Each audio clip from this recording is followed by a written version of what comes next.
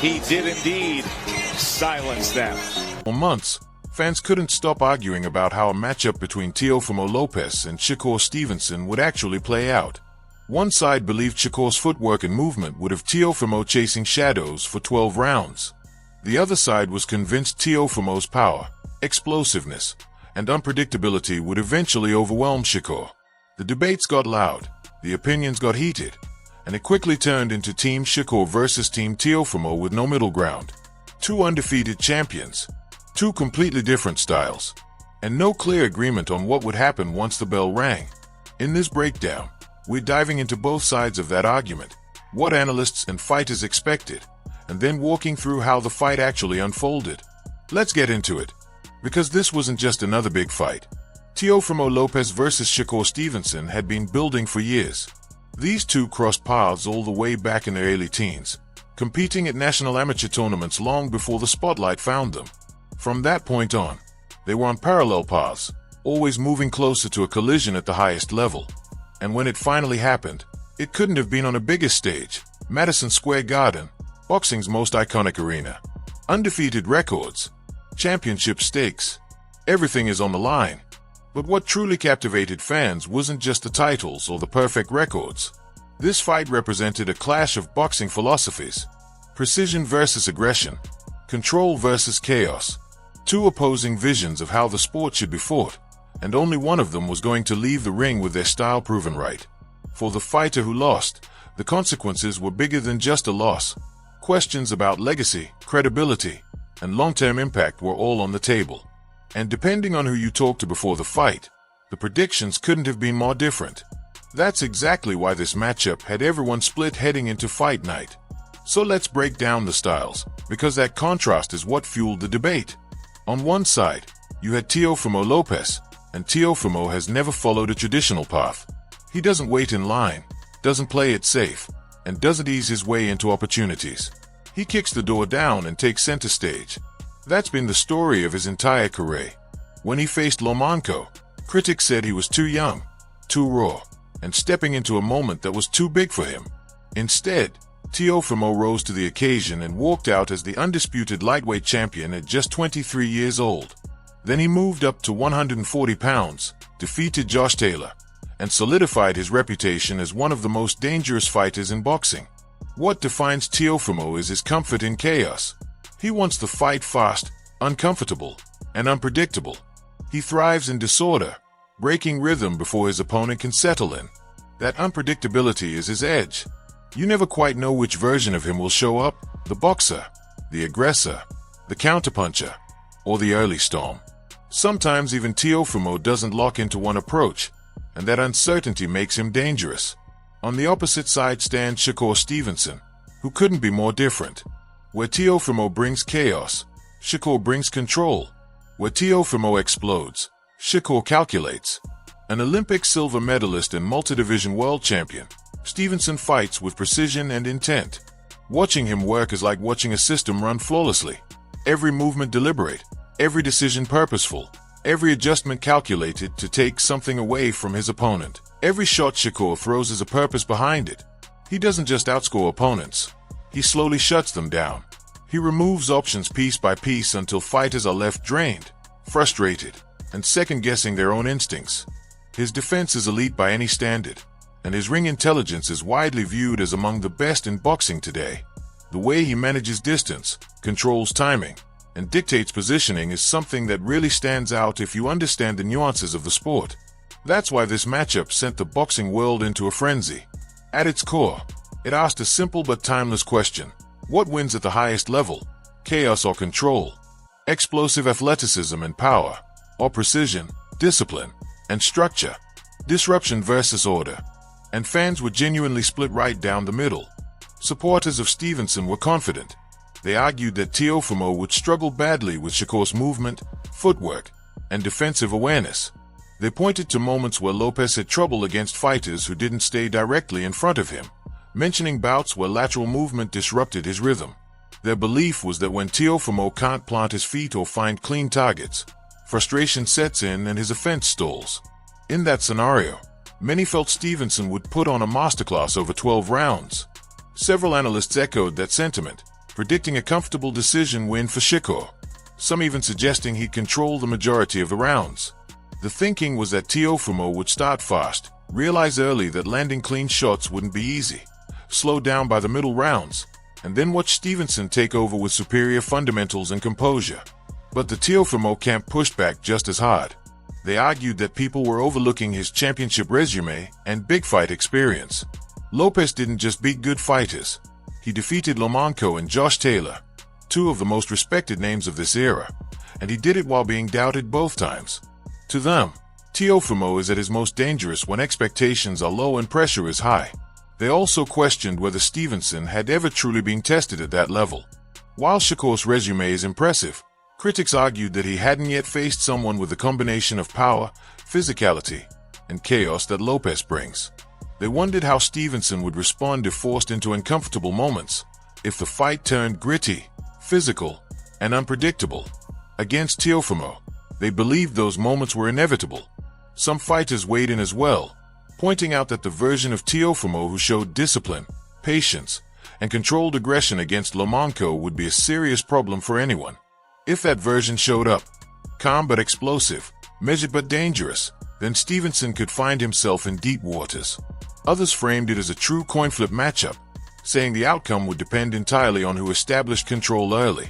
If Stevenson could settle into his rhythm and force Teofimo to chase shadows all night, the edge would lean his way. But if Lopez could cut off the ring, land something meaningful early, and introduce doubt into Stevenson's mind, then momentum could swing fast. One of the biggest unanswered questions hovering over the fight was stamina. How each fighter would hold up as the rounds piled on and who could maintain their identity when fatigue started to test discipline. That a major talking point heading into the fight was whether Teofimo could keep his explosiveness over the full 12 rounds. Some critics labeled him a fast starter, arguing that his energy tends to peak early before dropping off later in fights. The concern was that if he slowed down against someone as patient and precise as Shakur, the night could quickly turn into a grind. Others pushed back on that idea, flipping the question entirely. What if Stevenson was the one who started to fade? What if Teofimo's pressure chipped away at him mentally? What if, somewhere around the middle rounds, Shakur realized his usual control and movement weren't enough and doubt began to creep in? The psychological side of this matchup became just as intense as the tactical breakdowns. That tense face-to-face moment, when Teofimo crossed the line and touched Shakur's face, sent shockwaves through the room and instantly raised the stakes. It wasn't just a stare-down anymore. It was personal. In the build-up, Shakur repeatedly questioned Teofimo's mindset, calling him overly emotional and unpredictable, suggesting that his lack of control could cost him when it mattered most. Teofimo fired right back, accusing Shakur of being overly cautious, afraid of getting hit, and protected throughout his career. According to him, Stevenson had never truly been tested under fire. Their shared amateur history added even more fuel. Stevenson referenced their early encounters, hinting that he'd always had Teofimo figured out. Lopez's camp dismissed that talk completely, insisting that what happens in amateur boxing has no relevance at the professional level. To them, this was a different world, a different sport, and a different level of pressure. By that point, it was obvious this fight went beyond contracts and belts. Pride was involved. Ego was involved. Legacy was on the line. The loser wouldn't just walk away with a defeat. They'd be forced to confront serious questions about their limits and their future at the top of the sport. So when fight night finally arrived, Madison Square Garden felt charged from the moment the doors opened. The atmosphere was heavy, loud, and tense. You could feel it in the air.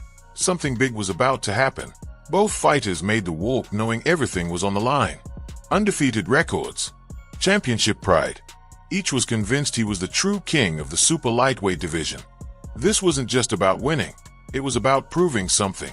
And one thing nearly everyone agreed on was that the mental side of this fight could be just as important as the physical one. If you imagine the build-up, it was bound to be chaotic. These weren't two guys pretending to sell a fight. There was genuine tension, real dislike, and serious pride involved. The stakes weren't just belts but reputation and legacy. Many believed Stevenson would lean into his usual psychological approach, staying calm, detached, and deliberate while subtly questioning Lopez's composure. That's been Shakur's strategy before. Let the other guy unravel while he stays ice cold. But the big question was whether that tactic would work here. because Teofimo thrives on that kind of energy. He welcomes trash talk. He feeds off doubt and disrespect. When people question him, that's often when he's at his most dangerous. Trying to get under his skin might not weaken him. It might light a fire. Their shared amateur background added even more complexity. They'd known each other since they were kids, competing on the same stages long before the spotlight followed them. That familiarity bred rivalry. Stevenson might use those early encounters to establish a psychological edge, while Lopez would likely brush them off, insisting that amateur bouts mean nothing at the professional level. Fans speculated endlessly about how the face-offs would go. Would things turn physical? Would the weigh-in explode into chaos? Would one fighter try to intimidate the other? Or would both keep it businesslike? The general belief was that whoever gained the elemental advantage could tilt the fight in their favor. If Stevenson could force Lopez to overthink and stray from his instincts, that would be huge. But if Lopez could make Stevenson question whether his defense could really hold up against elite power, that doubt could change everything just as quickly. And then there were the fans, especially online, adding their own wild predictions to the mix. Some swore Lopez would flatten Stevenson early, claiming Shakur had never faced real power. Others insisted Stevenson would mentally break him, forcing a late-round quit out of sheer frustration. Social media was a battlefield of opinions. One person would confidently declare, "Shakur outclasses him easy," and within minutes dozens of replies would fire back arguing the exact opposite. The debates were non-stop, loud, and wildly entertaining, proof of just how polarizing and unpredictable this matchup felt heading into fight night. The debates didn't stop there. The same arguments echoed for months across social media and YouTube comment sections. Under almost every video featuring either fighter, fans were locked in non-stop arguments about how the matchup would actually unfold. Some people leaned on punch statistics. Others broke down height, reach, and physical dimensions. A few tried comparing shared opponents, even though that kind of math rarely tells the full story. The memes took on a life of their own too. You had edits of Stevenson slipping punches in slow motion, making it look effortless.